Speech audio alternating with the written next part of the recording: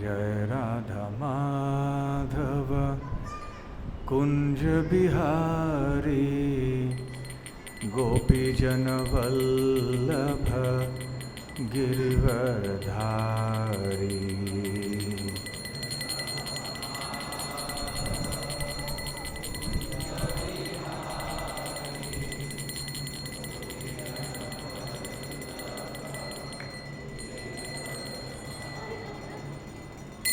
जय राधा माधव कुंज बिहारी गोपीजन वल्लभ गिरिवरधारी।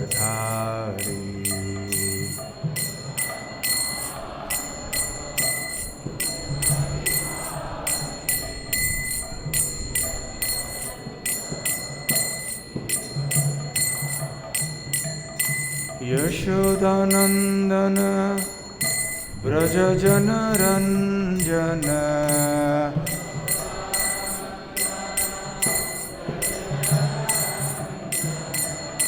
यशोदानंदन व्रज जन रंजन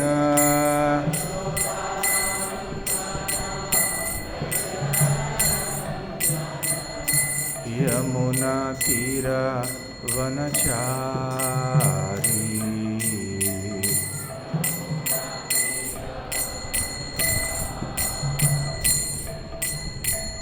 यमुना तीरा वनचारी।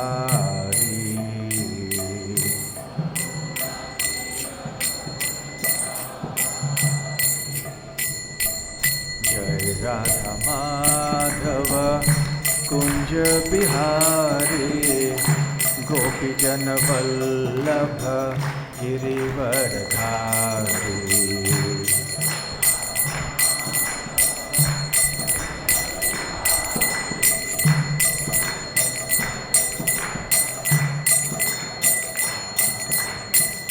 जय राधा माधव कुंज बिहारी गोपीजन वल्लभ गिरिवरधारी।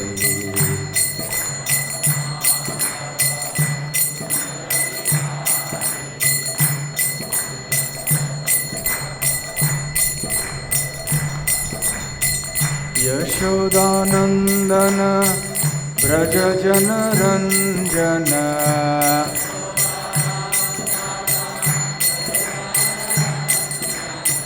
यशोदानंदन व्रज जन रंजन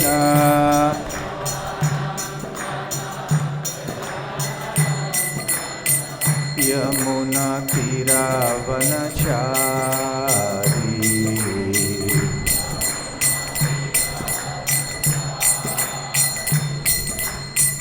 यमुना तीरा वनचारी।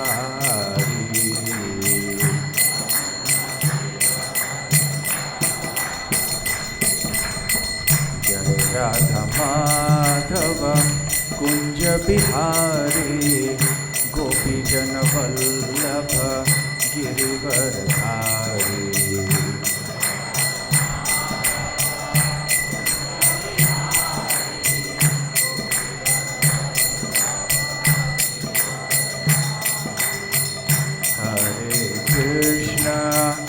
Hare Krishna, Krishna Krishna, Hare Hare, Hare Rama, Hare Rama, Rama Rama, Hare Hare.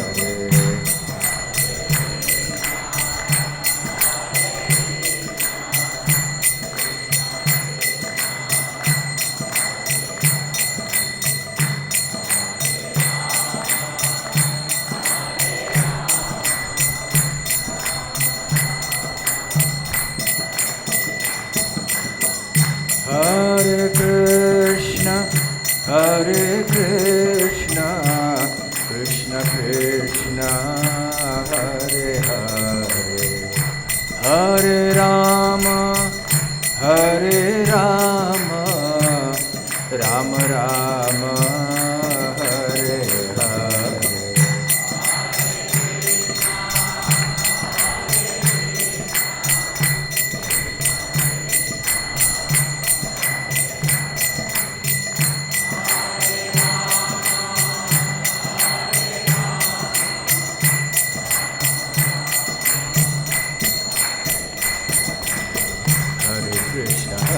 Krishna Krishna Krishna Hare Hare Hare Ram Ram Ram Hare Hare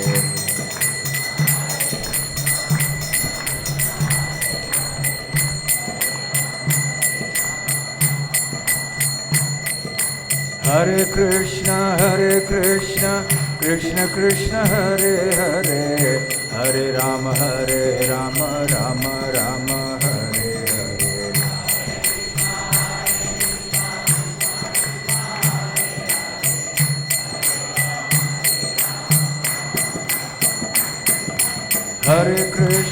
Hare Krishna Krishna Krishna Hare Hare Hare Ram Ram Ram Hare Hare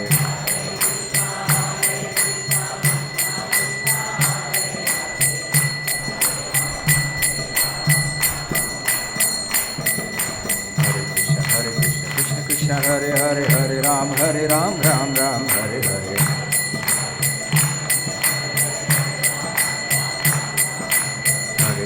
Hare Krishna Krishna Hare Hare Ram Ram Ram Hare Hare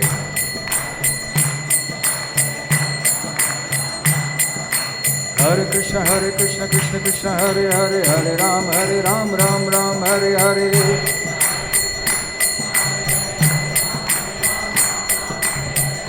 Hare Krishna Krishna Hare Hare Ram Ram Ram Hare Hare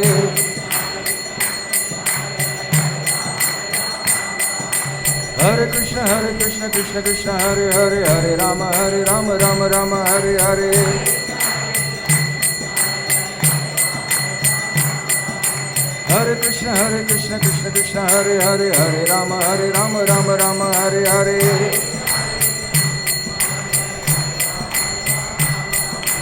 Hare Krishna Krishna हरे राम राम राम हरे हरे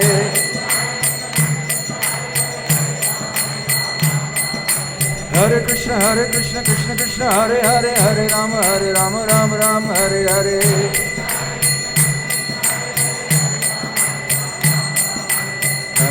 हरे कृष्ण कृष्ण हरे राम राम राम हरे हरे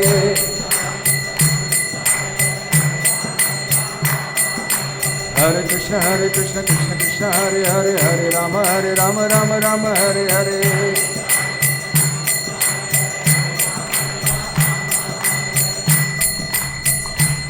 जय राधा मदन मोहन राधा मदन मोहन राधे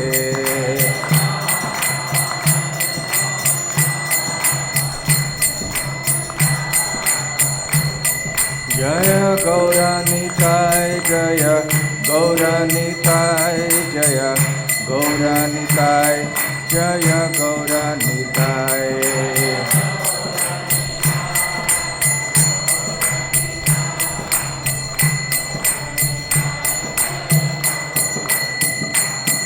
जय कृष्ण बलराम जय कृष्ण बलराम जय कृष्ण बलराम जय कृष्ण बलराम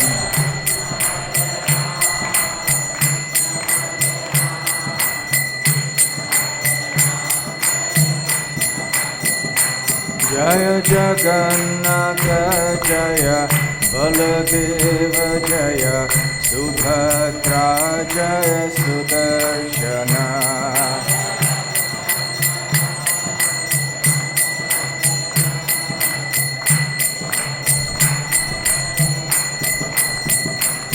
जय नरसिंहदेव जय नरसिंहदेव जय नरसिंहदेव जय नरसिंहदेव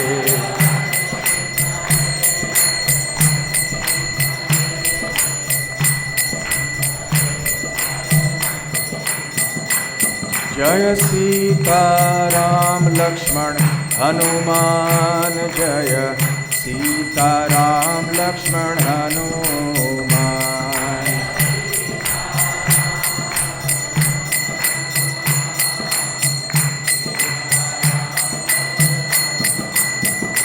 जय जय प्रभुपाद प्रभुपाद प्रभुपाद जय जय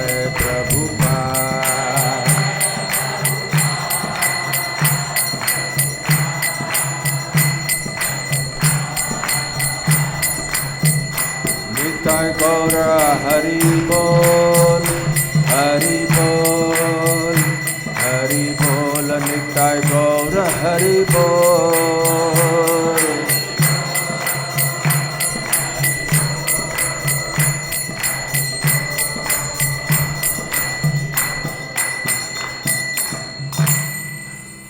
जय ओम विष्णुपाद परमहंस परिव्राजकाचार्य अष्टोत्तर शत।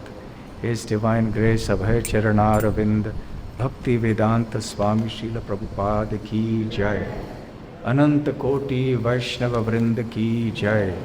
श्री श्री राधा मदन मोहन श्री ललिता विशाखा की जय। श्री श्री कृष्ण बलराम की जय। श्री गौर निताय की जय। श्री नरसिंहदेव भगवान श्री भक्तराज प्रहलाद की जय।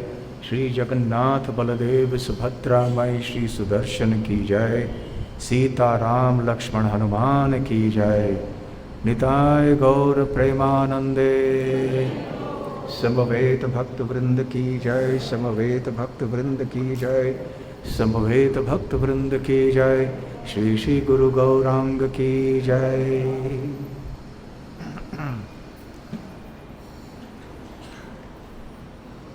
ओम अज्ञानतिमिरान्धस्य ज्ञानाञ्जनशलाकया चक्षुरुन्मीलितं येन तस्मै श्रीगुरवे नमः। श्रीचैतन्यमनोभीष्टं स्थापितं येन भूतले स्वयं रूप कदा मह्यं ददाति स्वपदान्तिकम्। वन्देऽहं श्रीगुरो श्रीयुतपदकमलं श्रीगुरून् वैष्णवांश्च श्रीरूपं साग्रजातं सहगणरघुनाथान्वितं तं सजीवं साद्वैतं सावधूतं परिजनसहितं कृष्णचैतन्यदेवं श्रीराधाकृष्णपादां सहगणललिता श्रीविशाखान्वितांश्च। नमो ॐ विष्णुपादाय कृष्णप्रेष्ठाय भूतले श्रीमते भक्तिवेदान्त स्वामिनेति नामिने। नमस्ते सारस्वते देवे गौरवाणी प्रचारिणे निर्विशेष शून्यवादी पाश्चात्यदेशतारिणे। मूकं करोति वाचालं पंगुं लङ्घायते गिरिं यत्कृपातमहं वन्दे श्रीगुरून् दीनतारणं। वाञ्छाकल्पतरुभ्यश्च कृपासिन्धुभ्य एव च पतितानां पावनेभ्यो वैष्णवेभ्यो नमो नमः। नमो महावदान्याय कृष्णप्रेमप्रदायते कृष्णाय कृष्णचैतन्य नाम्ने गौरत्विषे नमः। पञ्चतत्त्वात्मकं कृष्णं भक्तरूपस्वरूपकं भक्तावतारं भक्ताख्यं नमामि भक्तशक्तिकम्। आराध्यो भगवान् व्रजेशतनयः तद्धाम वृन्दावनम्। रम्या काचिदुपासना व्रजवधूवरकेणया कल्पिता।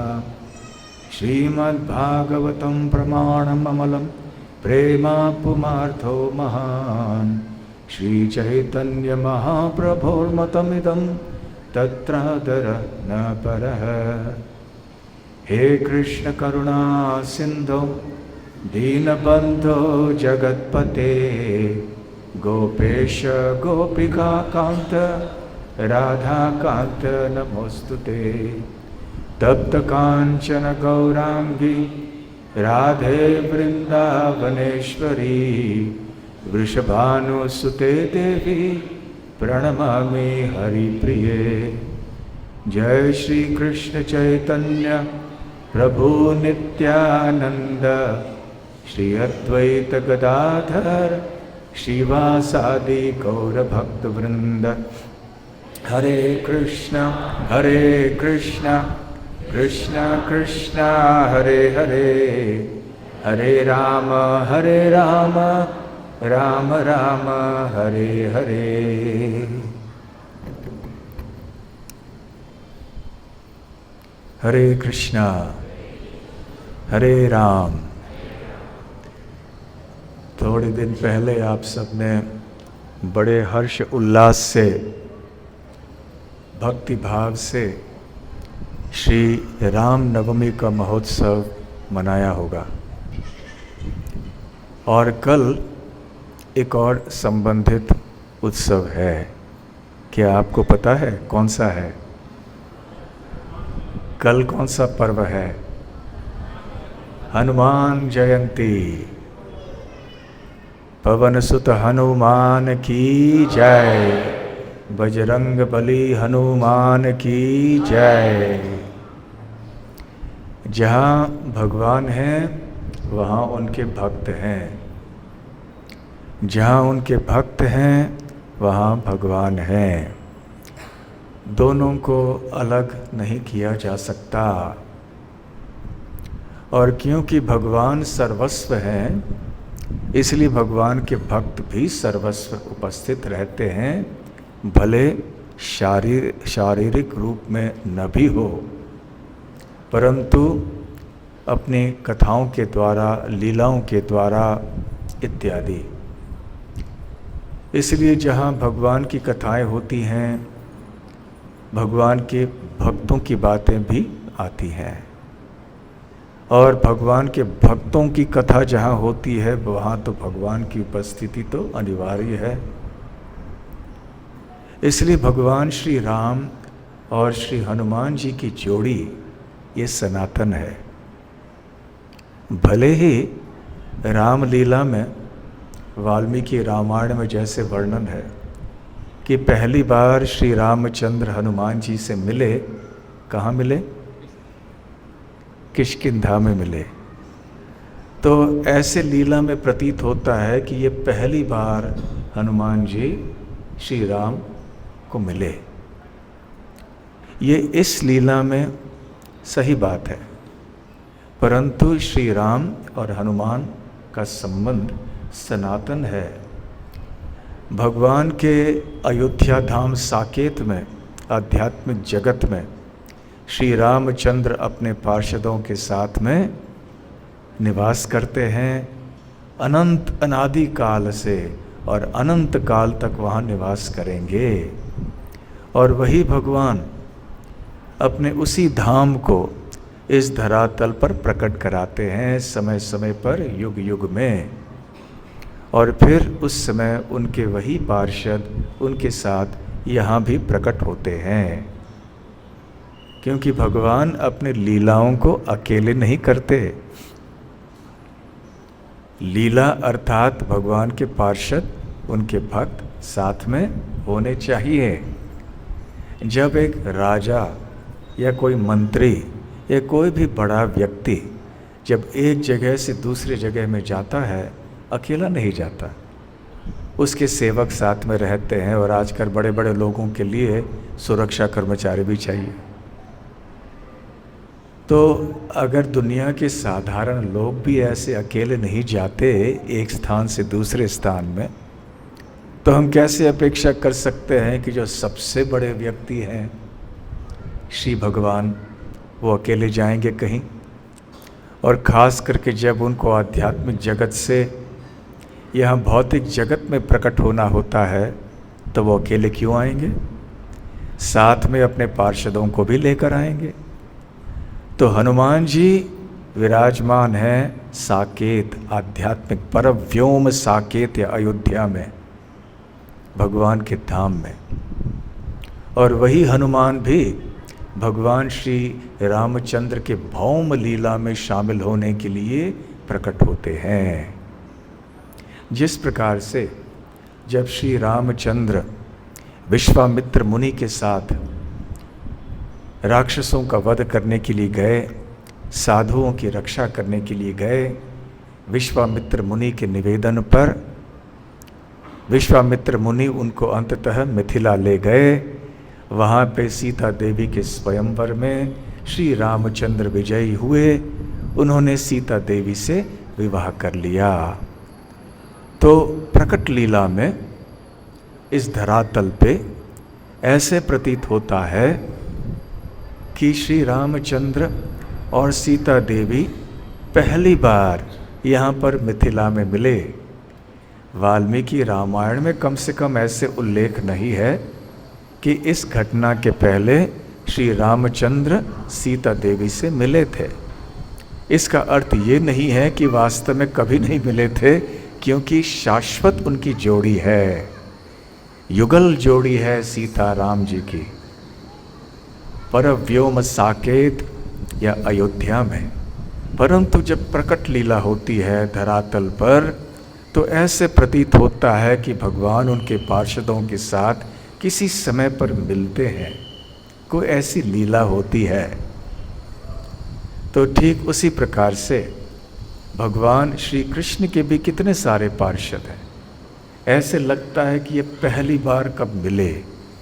जैसे जब श्रीमती राधा रानी का जन्म हुआ तो श्री कृष्ण भी वहाँ पर आए, और ऐसे प्रतीत होता है कि पहली बार श्री कृष्ण ने श्रीमती राधा रानी को देखा और श्रीमती राधा रानी ने भी श्री कृष्ण का दर्शन किया। परंतु राधा कृष्ण की जोड़ी तो सनातन रूप से गोलोक वृंदावन में विराजमान है, विद्यमान है।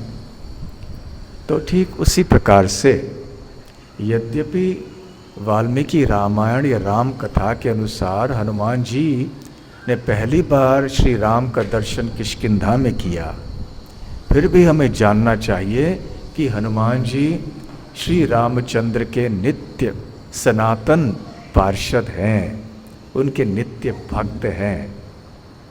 इसलिए उनकी चर्चाएं ऐसे भी भक्त करते हैं जैसे प्रहलाद महाराज। अब प्रहलाद महाराज कब हुए थे, कब आए थे, किस युग में? सत्य युग में।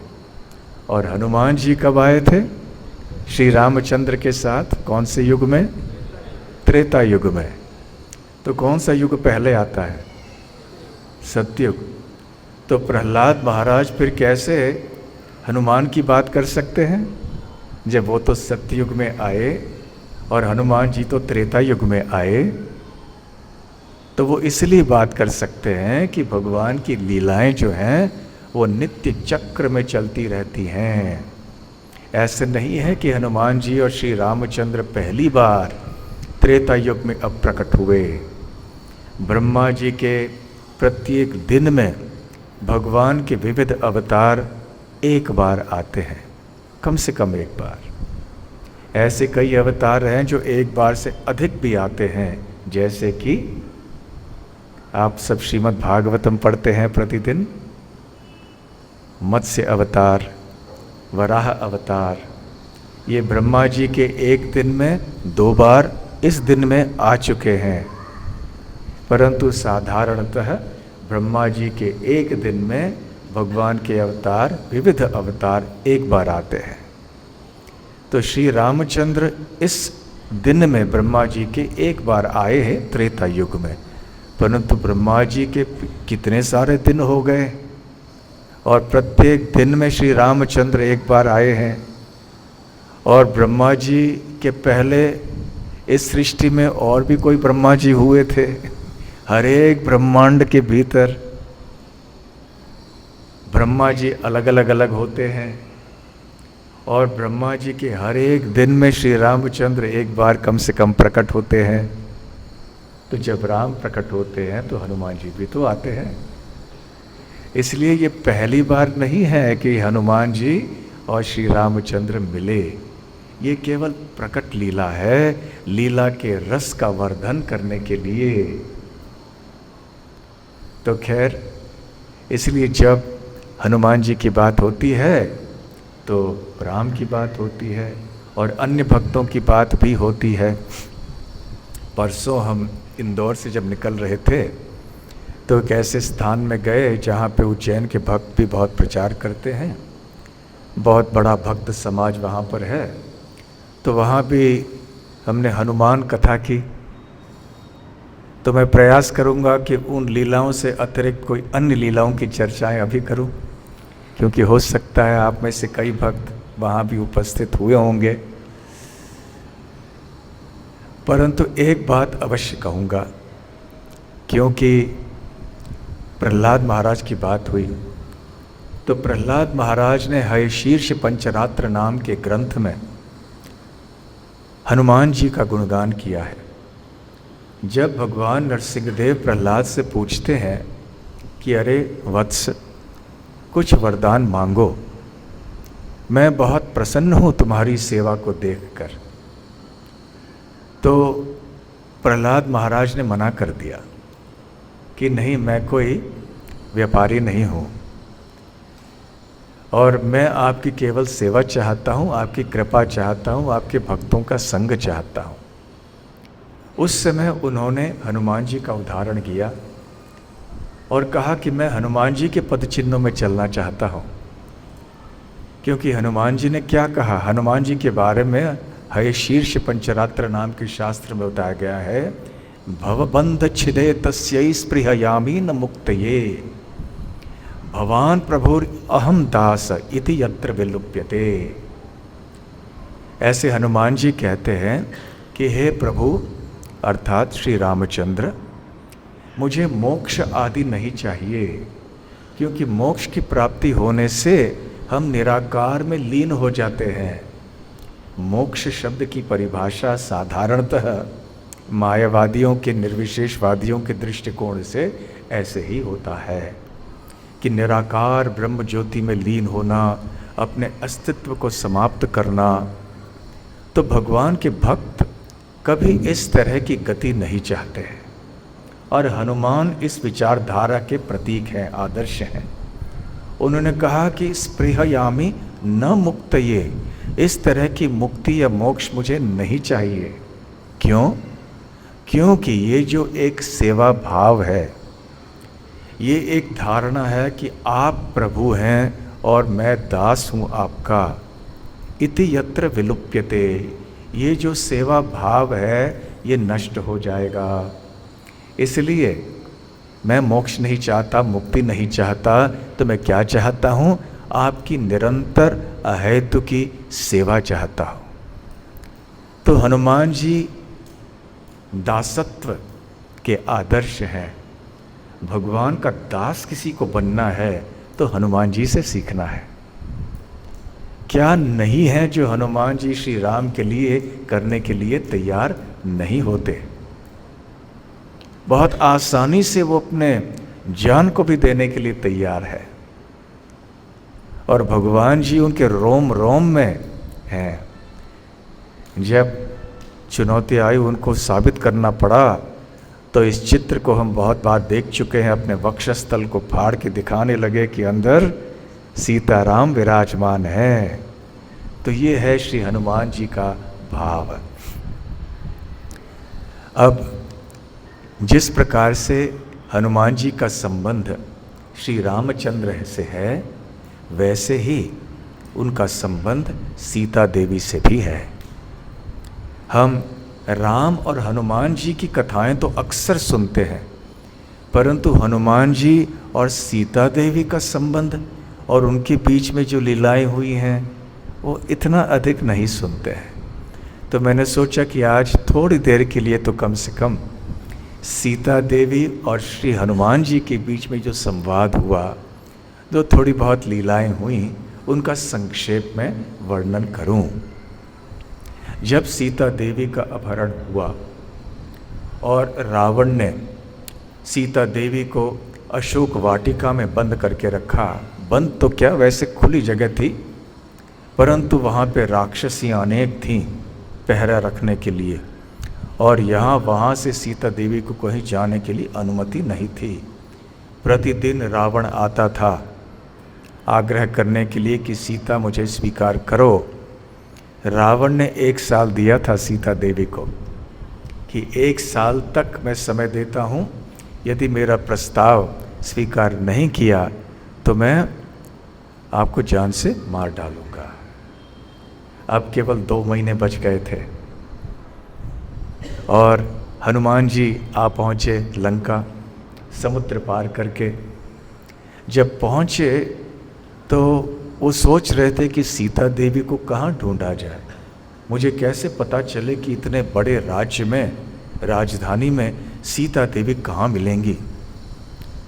तो संपाति ने तो अवश्य कहा था, जो जटायु के भाई थे, कि सीता देवी यहीं पर हैं। तो हनुमान जी का हौसला बढ़ा किया अवश्य हैं। तो रावण के राजमहल में गए और अंदर गए, अपने आप को बहुत छोटा बनाया हनुमान जी ने, क्योंकि आपको याद होगा कि हनुमान जी को बहुत सारे वरदान मिले थे देवताओं के द्वारा। उनमें से एक वरदान ये था कि वो अपना रूप बदल सकते हैं, अपने आकार को बदल सकते हैं, अपनी ऊंचाई को अधिक कम कर सकते हैं। इसलिए बहुत छोटे रूप में हनुमान जी वहाँ अंदर गए अंतःपुर में, और वहाँ पे रावण की रानियाँ और उनकी सेविकाएं सब थीं, और हनुमान जी तो कड़े ब्रह्मचारी थे। उन्होंने सोचा अरे मैं तो यहाँ अंतःपुर में आ गया, जहाँ पे ये सारे रावण की रानियाँ विश्राम कर रही हैं, कोई स्नान कर रहे हैं, कोई कुछ कर रहे हैं। तो हनुमान जी ने अपने आप को बहुत कोसा, मैं क्या कर रहा हूँ, मैं ब्रह्मचारी हूँ, ऐसे कैसे मैं कर सकता हूँ। परंतु उन्होंने सोचा कि मैं सेवा के लिए आया हूँ यहाँ पर। यदि सीता देवी को मुझे ढूंढना है तो महिलाओं के बीच में ही तो ढूंढना है, नहीं तो कहाँ मिलेंगी सीता देवी। इसलिए अपने आप को सांत्वना दी उन्होंने। बहुत समय ढूंढने के बाद भी सीता देवी हनुमान जी को मिली नहीं। फिर उदास होकर राजमहल के दीवार के ऊपर ऐसे बैठे हुए थे हनुमान, यहाँ वहाँ देख रहे थे। अचानक में थोड़ी दूर पर उन्हें एक बहुत रमणीय दृश्य दिखाई पड़ा। वहाँ पर एक सुंदर अशोक वाटिका थी, उसमें बहुत सुंदर बड़े बड़े पेड़ थे जिसमें सुगंधित और रंग बिरंगी फूल आदि थे, और वहाँ तरह तरह के छोटे से तालाब, झरने आदि भी थे। तो हनुमान जी ने सोचा कि शायद यही स्थान ठीक है, सीता जी की देवी के लिए यही स्थान उचित है, तो वहाँ जाकर देख लेता हूँ। तो जब वहाँ पे गए, छुपके से गए और अपने शरीर को बहुत छोटा करके गए और एक पेड़ पे जाके वहाँ रुके, और वहाँ सीता देवी का दर्शन पहली बार किया। पहली बार अर्थात इस प्रकट लीला में पहली बार।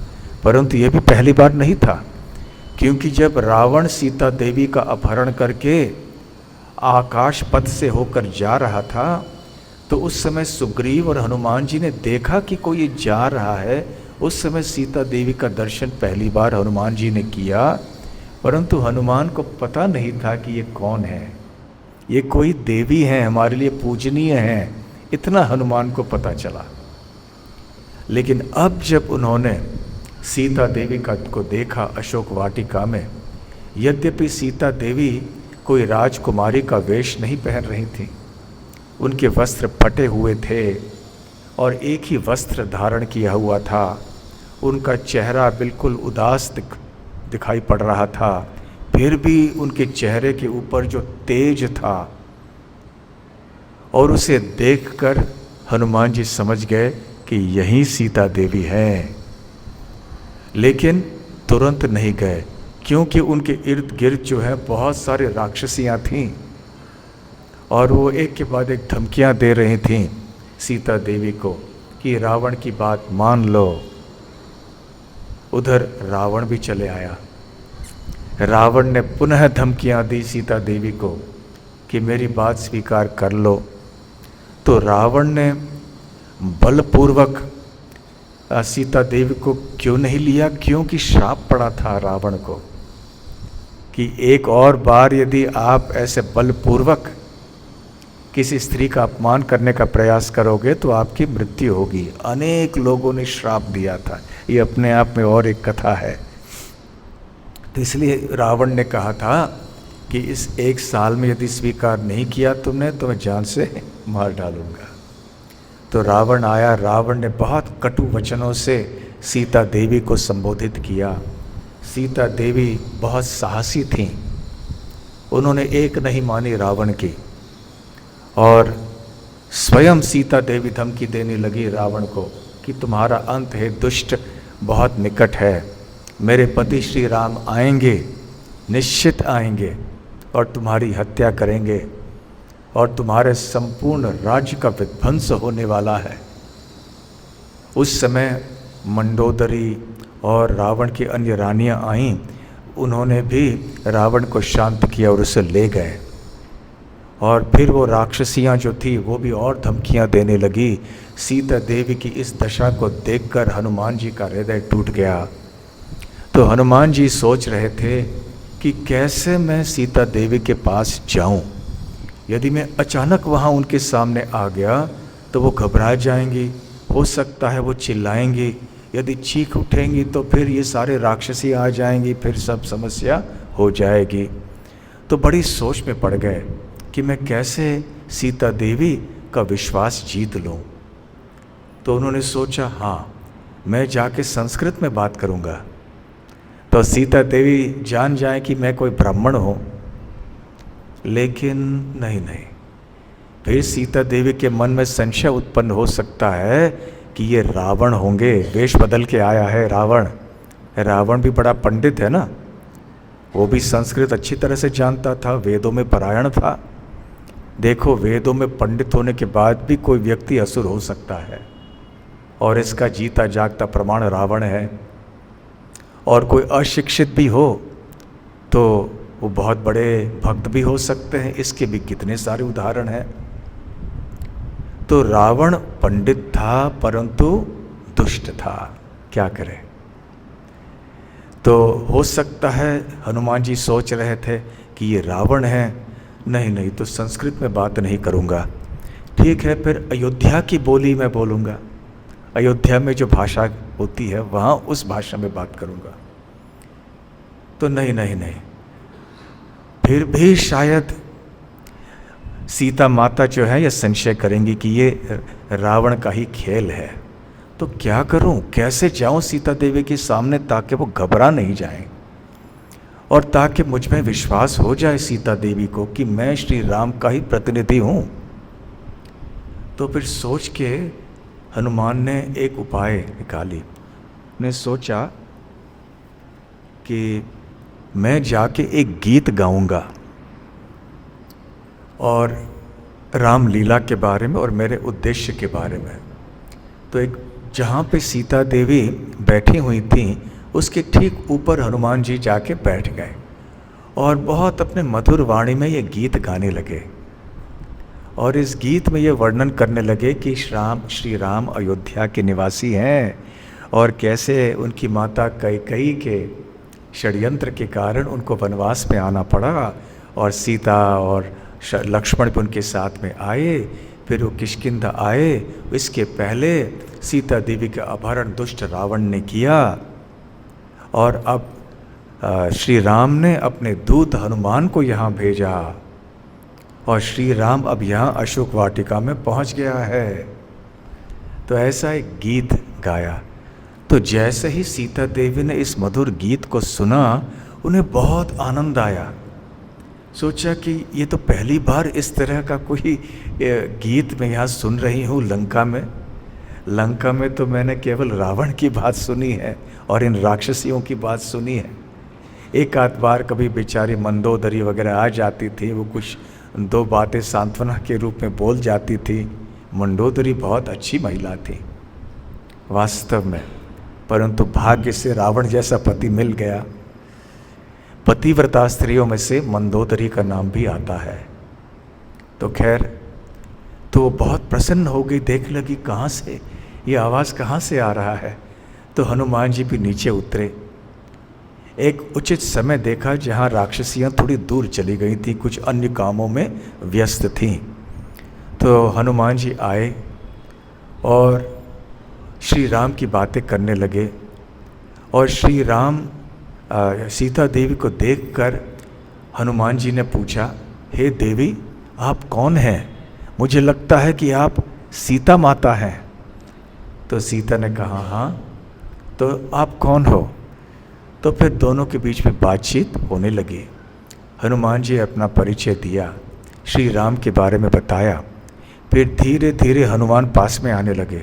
जैसे सीता देवी ने देखा कि ये पास में आ रहे हैं तो सीता देवी घबरा गई कि ये कोई षड्यंत्र है, ये वेश बदल के रावण ही आया है या तो फिर रावण का कोई दूत है जो आया है, तो ये राम का कोई व्यक्ति नहीं है। फिर से हनुमान संभल गए। वहीं से फिर हनुमान जी धीरे धीरे से बात करने लगे। दोनों के बीच में संवाद हुआ और हनुमान जी ने बहुत कुछ बताया श्री राम के बारे में, कि वो उनका स्वयं अपना परिचय दिया और बताया कि कैसे श्री रामचंद्र ने उनको यहाँ भेजा है। और हनुमान जी ने फिर श्री राम की अंगूठी भी दे दी। आप सबको पता है ना कि जब श्री राम ने हनुमान को भेजा था, उन्होंने एक अंगूठी दी थी कि सीता देवी यदि प्रमाण मांगेंगी तो ये अंगूठी दे देना। इस अंगूठी में अंदर की भाग में राम का नाम लिखा था। तो जब ये अंगूठी दे दी श्री हनुमान जी ने, तो फिर सीता देवी संतुष्ट हो गई कि हाँ ये सही है। तो उस समय बातों बातों में फिर हनुमान जी ने कहा कि क्योंकि मैं आपके पीड़ा को मैं देख नहीं सकता, ये असहनीय है। सीता देवी बार बार कह रहे थे कि हनुमान जल्दी से श्री राम से कहो कि यहाँ पर आएँ और मुझे यहाँ से ले जाएं। केवल 2 महीने बचे हैं, इसके बाद में मेरे जीवन का अंत होगा। तो यदि श्री राम शीघ्रता से नहीं आएंगे तो फिर सब कुछ समाप्त हो जाएगा।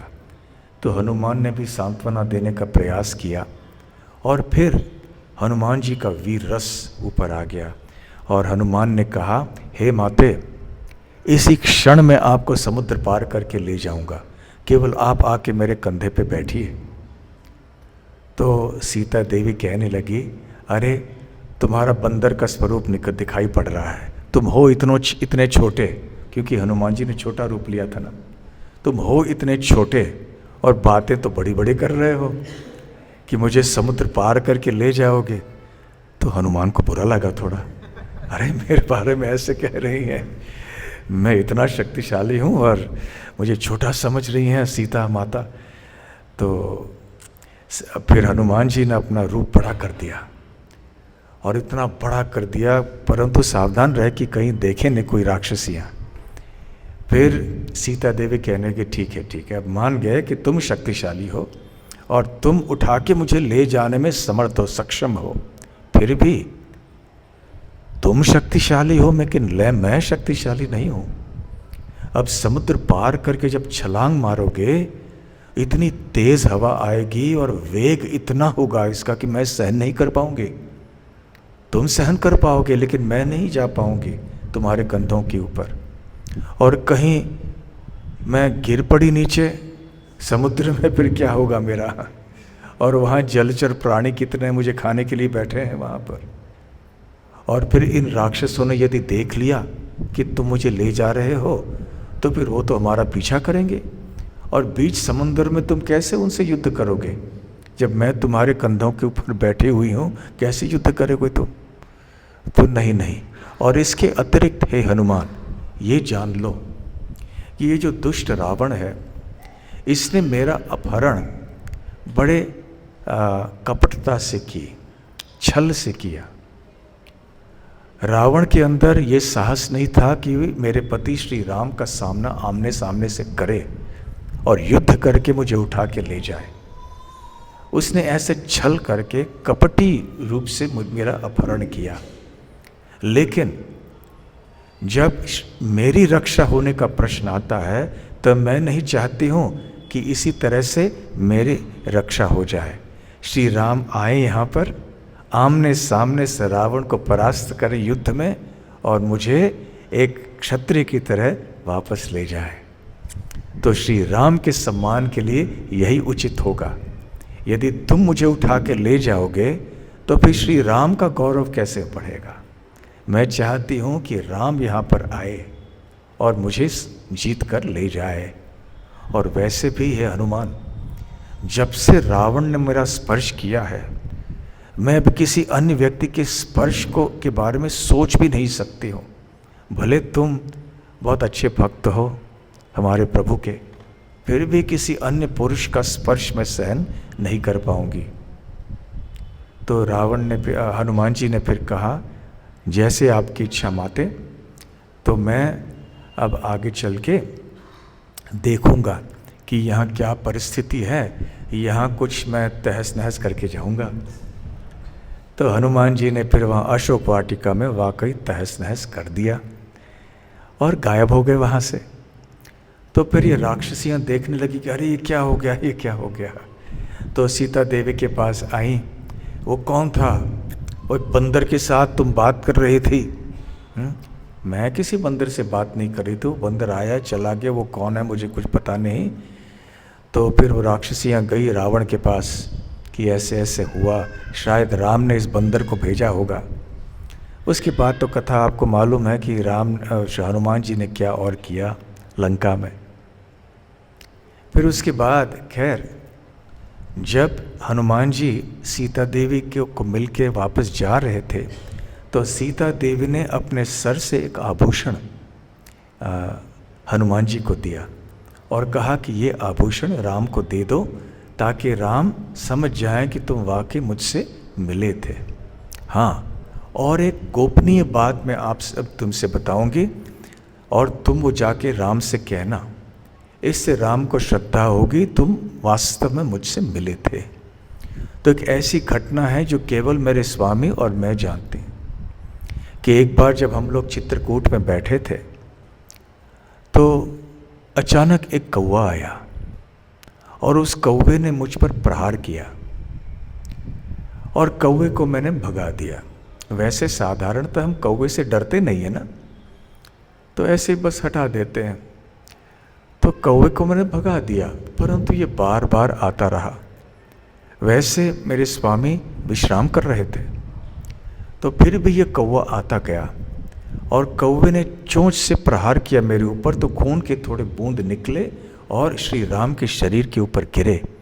तो इस खून के गिरने के बाद वो जाग गए और उन्होंने देखा कि ये क्या हो गया, खून है। फिर उन्होंने देखा कि ये कौवा है। तो श्री राम बहुत क्रोधित हो गए। उन्होंने एक कुश घास के तिनकों को उठाया, उसमें मंत्र बोल दिए, ब्रह्मास्त्र के रूप में उसको छोड़ दिया। ये ब्रह्मास्त्र उस कौवे का पीछा करता गया। ये कौवा बेचारा इधर उधर उड़ता गया, सारे ब्रह्मांड में उड़ता गया। वास्तव में ये कौवा इंद्रदेव का पुत्र जयंत था।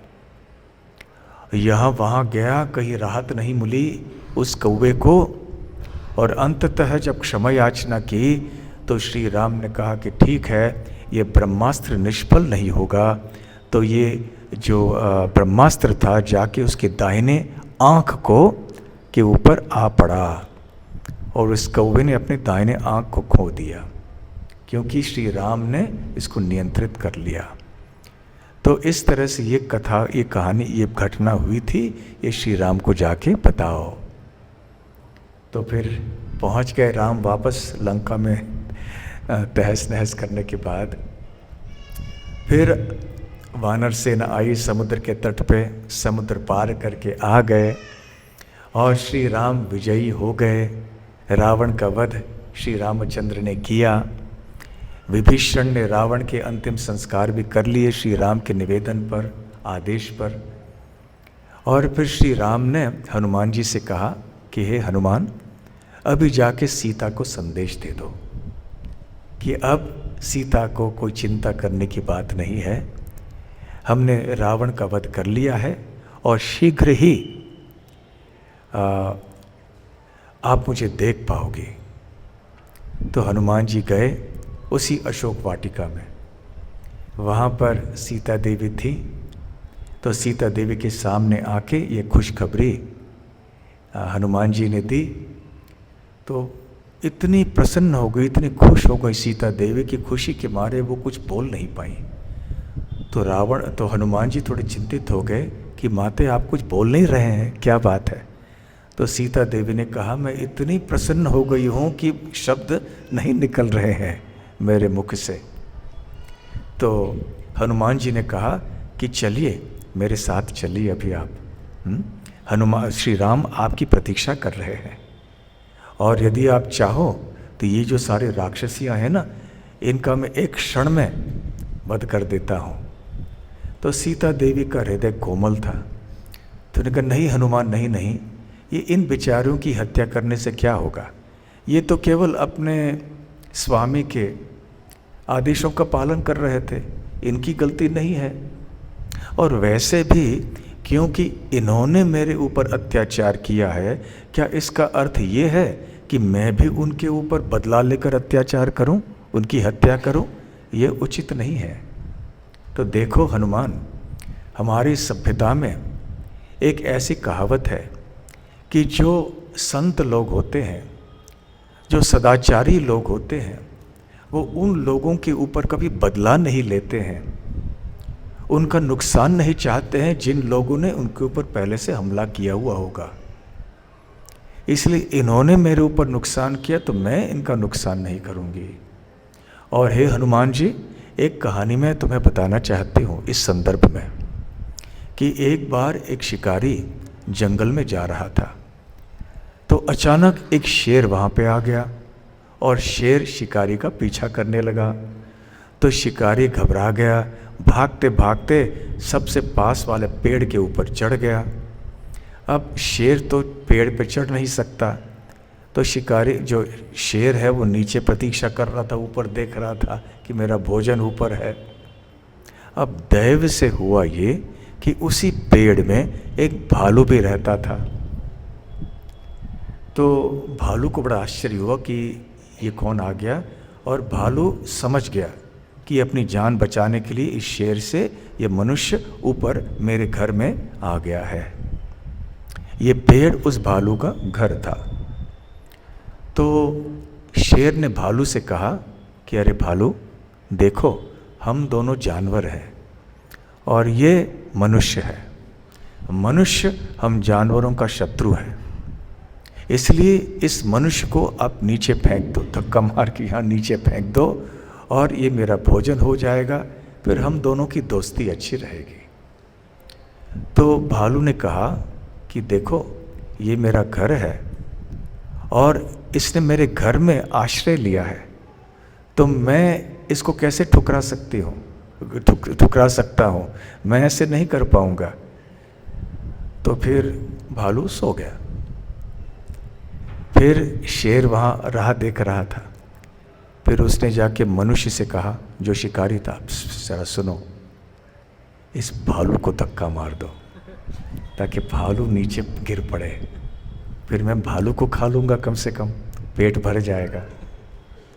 तो मनुष्य होता है। क्या किया मनुष्य ने? धक्का मार दिया, है ना। जिस व्यक्ति ने, जिस जानवर ने उसकी जान बचाई थी, जिसने आश्रय दिया था, उसी व्यक्ति को धक्का मार दिया।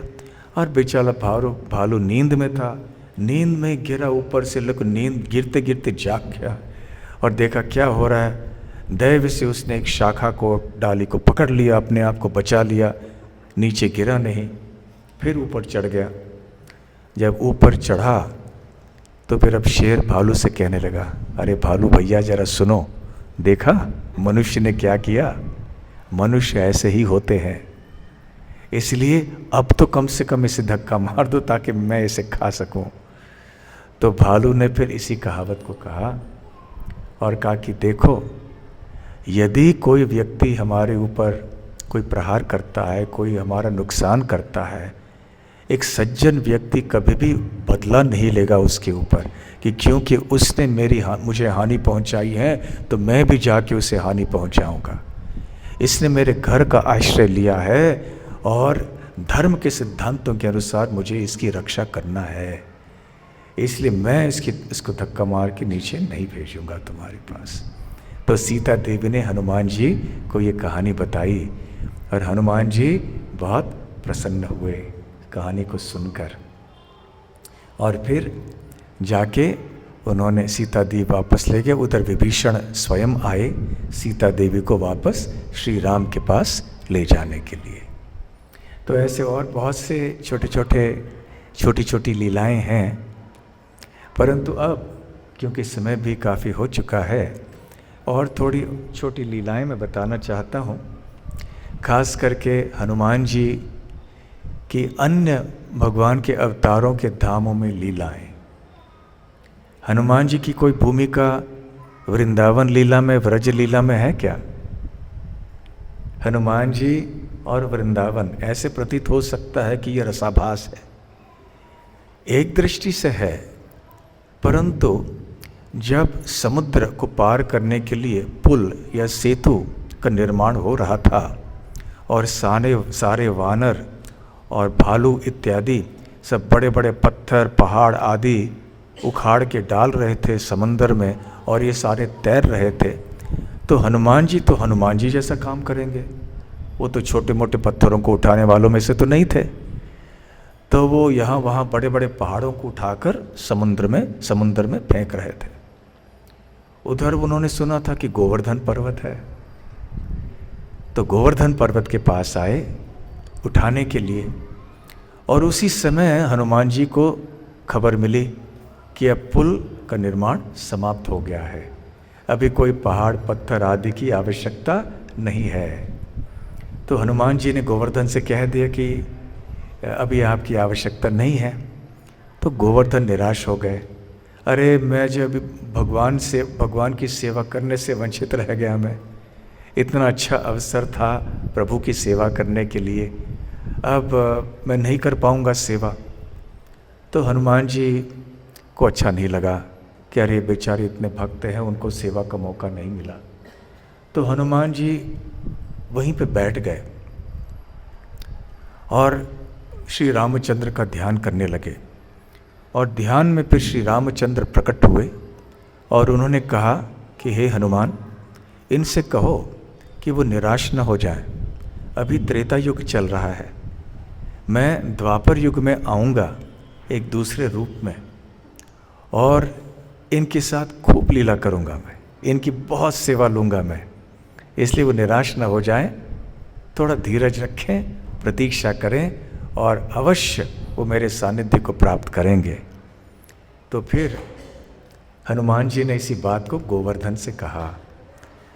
तो गोवर्धन का हृदय थोड़ा विचलित हो गया था ना कि भगवान की सेवा का मौका नहीं मिला। तो उस समय इस संदेश को सुनकर गोवर्धन का हृदय शांत हो गया। इसलिए जिस स्थान में गोवर्धन और हनुमान जी के बीच में संवाद हुआ, उस स्थान का नाम है शांति पीठ, क्योंकि गोवर्धन के हृदय को शांति पहुंची कि आगे चल के शीघ्र ही मुझे भगवान की सेवा करने का अवसर मिलेगा। और ये शांति पीठ है वृंदावन में, ब्रज में, ब्रह्म कुंड के पास में। तो ये हनुमान जी की भूमिका व्रजलीला में। और एक लीला है चैतन्य महाप्रभु की लीला में। मुरारी गुप्त नाम के उनके एक पार्षद थे, वो हनुमान जी के अवतार थे।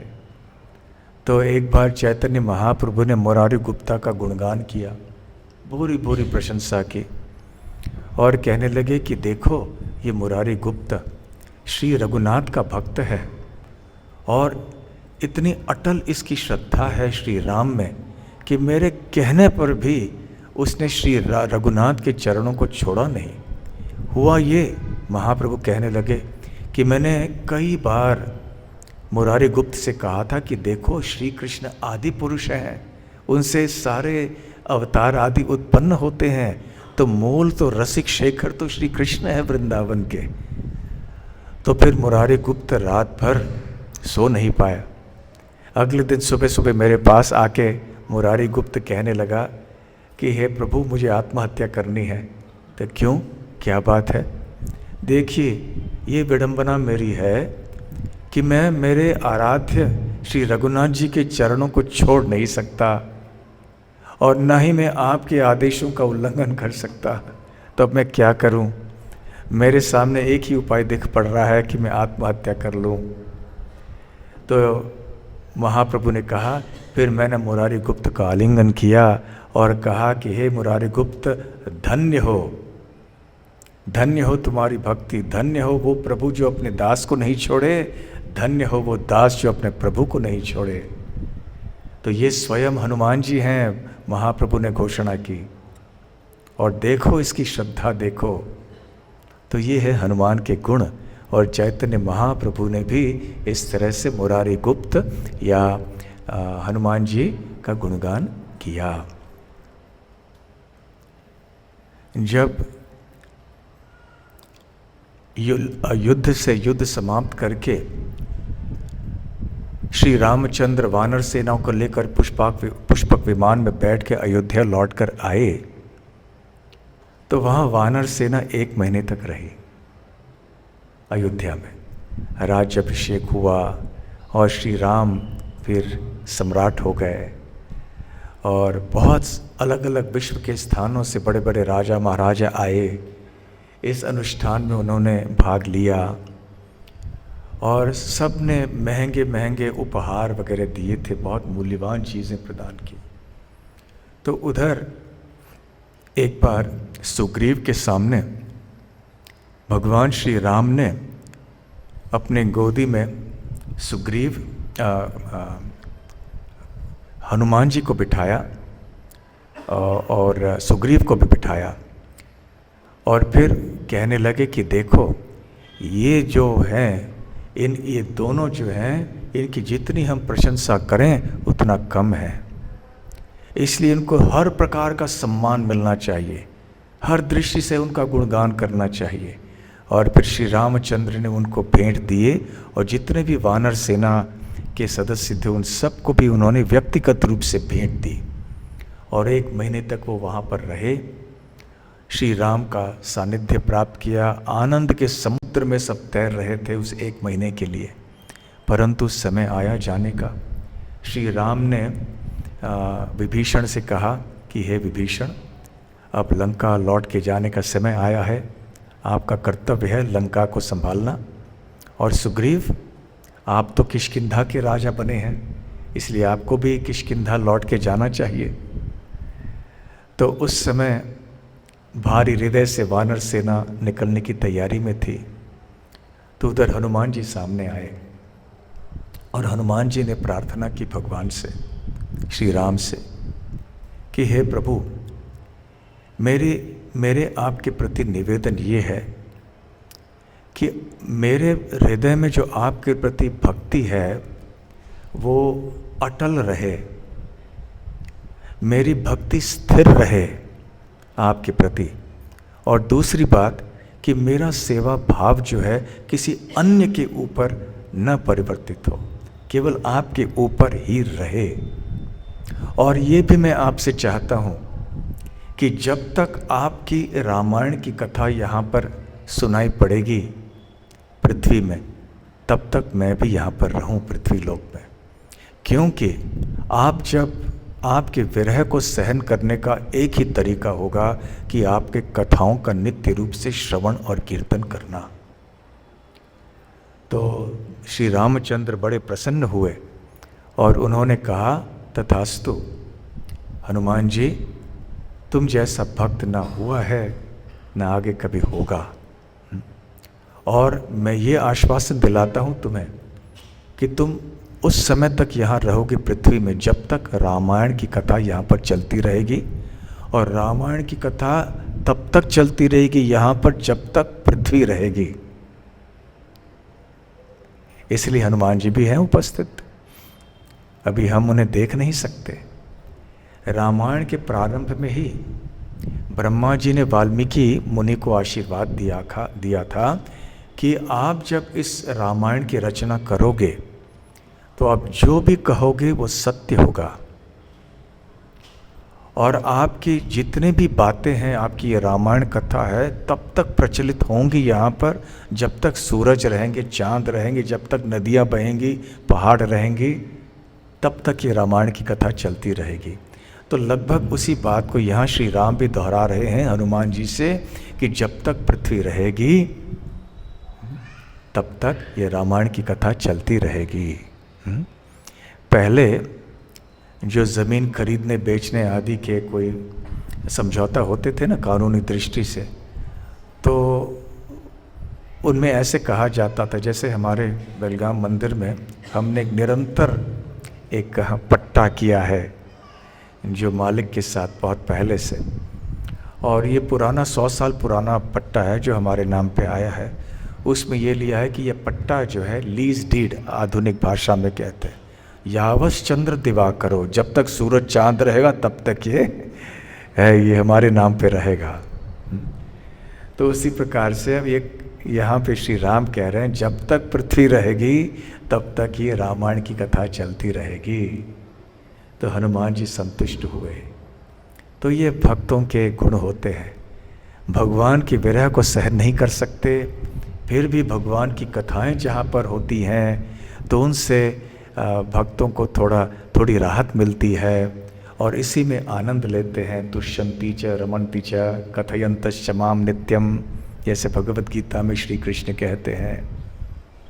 और भक्तों का आनंद इसी में है, भगवान की कथाओं में रमण करना नित्य रूप से प्रतिदिन, चाहे रामायण हो भागवतम हो, ऐसे ग्रंथों का और भगवान की लीलाओं का श्रवण कीर्तन आदि करना।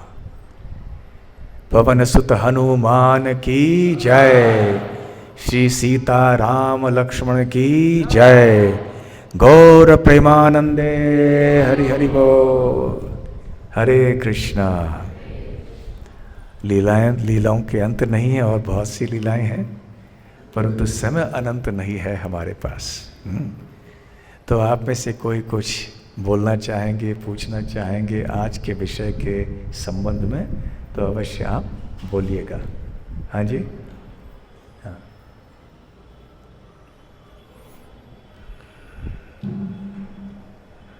यस, माइक वहाँ पे।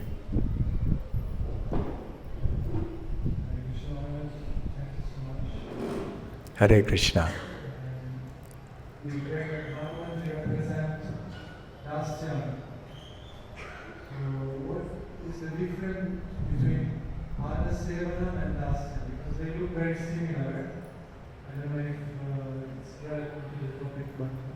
It's always a question that comes to my mind. It's very similar, the translation of these two main words of devotional service. प्रश्न ये है कि हनुमान जी दास्य भाव के प्रतीक हैं, तो नवविधा भक्ति में प्रहलाद महाराज ने दास्यम की बात की है और पाद सेवनम की बात भी की है। तो ऐसे लगता है कि दोनों में कुछ अंतर नहीं है, तो क्या आप स्पष्टीकरण करेंगे कि दोनों में अंतर क्या है? अभी दासत्व ये मूल भाव है भक्ति में, चाहे हम माधुर्य भाव में हो या फिर वात्सल्य भाव में, सख्य भाव में, किसी भी भाव में दासत्व की भावना ये मूल है। इसके बिना हम इसको भक्ति नहीं कह सकते। भक्ति में सेवा होनी चाहिए, इसलिए दासत्व का भाव सब जगह है। भगवान की सेवा करने की प्रवृत्ति हर एक भक्त में होती है, चाहे वो किसी भी रस के क्यों न हो, ये पहली बात है। परंतु कोई ऐसे भक्त विशेष रूप से होते हैं जिनके अंदर ये स्पष्ट रहता है कि मैं दास हूँ, ये मेरे स्वामी हैं। सखाओं में, वृंदावन के सखाओं में ऐसे भाव नहीं है। वृंदावन के सखाओं में भाव है ये मेरे बराबर के हैं, ये मेरे मित्र हैं। गोपियों के भाव में कुछ और है। लक्ष्मी देवी मानती हैं कि नारायण मेरे पति हैं। तो पाद सेवनम के प्रतीक हैं लक्ष्मी देवी, दास्यम के प्रतीक हैं हनुमान जी। तो पाद सेवनम के संबंध में श्रील प्रभुपाद जी 7वें स्कंद में बहुत सुंदर विस्तार में व्याख्या करते हैं। श्रीमद् भागवतम में सबसे बड़े तात्पर्यों में से ये एक है, इस श्रवणम कीर्तनम विष्णु स्मरणम श्लोक का जो तात्पर्य है। तो पाद सेवनम का अर्थ है भगवान श्री कृष्ण के चरण कमलों की सेवा करना, और विशेष रूप से भगवान के चरण कमलों का स्मरण सतत रखना अपने मन में। और इसका और इसकी विस्तृत व्याख्या प्रभुपाद जी करते हैं और कहते हैं कि जब हम हमारे पैरों का भी प्रयोग भगवान की सेवा में करते हैं, जैसे कि हम मंदिर में जाते हैं चल के, परिक्रमा करते हैं, प्रदक्षिणा करते हैं, तो ये भी पाद सेवनम के अंतर्गत आता है। जब भगवान के धाम में जाते हैं, धाम की सेवा करना, ये सब भी पाद सेवनम है। साथ साथ में और इससे संबंधित जितने भी सेवा हैं, तदीय सेवा, ये सारी चीज़ें पाद सेवनम के अंतर्गत आ जाती हैं। तो ये सूक्ष्म अंतर है दास्यम और पाद सेवनम में। ठीक है। श्री श्री राधा मदन मोहन ललिता विशाखा की जय, श्री कृष्ण बलराम की जय, श्री गौर निताय की जय, श्री प्रहलादेश नरसिंहदेव भगवान की जय, श्री जगन्नाथ बलदेव सुभद्रा मई श्री सुदर्शन की जय। हाँ जी। हरे कृष्ण। सो अभी जो प्रश्न पूछा उससे संबंधित, नॉर्मली हम जो मंदिरों में सेवाएं करते हैं। अच्छा, एक मिनट, उनको दर्शन लेना है तो छोड़ सकते हैं ना, छोड़ दीजिए दर्शन के लिए, नहीं तो। हाँ जी, हाँ जी बोलिए। नॉर्मली हम जो सेवाएं करते हैं वो किसके, मतलब वो दास में आएगा या फिर वो पाद सेवनों में आता है जो नॉर्मली देवती सेवा करते हैं? जो साधक होता है, विशेष करके प्रारंभिक अवस्था में, उसका एक ही रस होता है, गुरु के दास, गुरु के प्रति दास भाव, ये भाव है। इसमें आगे चल के कौन से रस की प्रधानता होनी है भगवान के संबंध में, वो आगे चल के प्रकट होगा। परंतु गुरुदास ये परिचय है साधन भक्ति के प्रारंभिक अवस्था में। ठीक है। हाँ जी। हरे कृष्ण। प्रश्न था कि दास से भाव में, जैसे हनुमान जी का चरित्र है, उसमें एक मर्यादा है। जैसे कि एक दास एक स्वामी के बीच में जो गैप रहता है, और जो हम कृष्ण लीला में भगवान की लीला देखते हैं, उसमें जैसे जो गोपियों का जो रस है या जो सखाओं का रस है, उसमें इतनी मर्यादा नहीं है, तो वो ज़्यादा ऐसा मतलब लगता है कि वो ज़्यादा आनंद ले पाते हैं, या तो उसमें उतना, मतलब अन्य रसों में आनंद ज़्यादा है, आपका कहना ऐसे है? मतलब दास से भाव में ज़्यादा मर्यादा रहती है। तो हाँ। ज़्यादा, तो प्रश्न क्या है? यही महाराज जी की दास से भाव में ज़्यादा मतलब हाँ, उतना आनंद हाँ, हाँ। ले पाते हैं, या उस तरह से सम्मिलित नहीं हो पाते हैं लीलाओं में, जैसा कृष्ण लीला में बाकी भाव में। नहीं, बिल्कुल सही है। दास्य भाव में थोड़ी मर्यादा होती है, और मर्यादा का उल्लंघन नहीं करते हैं भक्त। परंतु और जो भाव है वृंदावन के भाव में, ऐसी कोई मर्यादा नहीं होती। जैसे हमने कहा, सखा जो हैं कंधे पे बैठेंगे, धमकियां देंगे कृष्ण को। दास भाव में ऐसी चीज़ें संभव नहीं है। फिर भी यदि आप हनुमान से जाके कहें, ये आप दर्शन, ये सिद्धांत जाके हनुमान जी से कहें, भाई आइए वृंदावन में देखिए ऐसे है, देखो वृंदावन की गोपियों का भाव है, सखाओं का भाव है, हनुमान जी कहेंगे नमस्कार, इन सबको नमस्कार, ये हमारे लिए आदरणीय है, परंतु मेरा हृदय बिक चुका है भगवान श्री रामचंद्र के चरण कमलों में। तो हर एक शुद्ध भक्त अपने अपने भाव में स्थित होते हैं।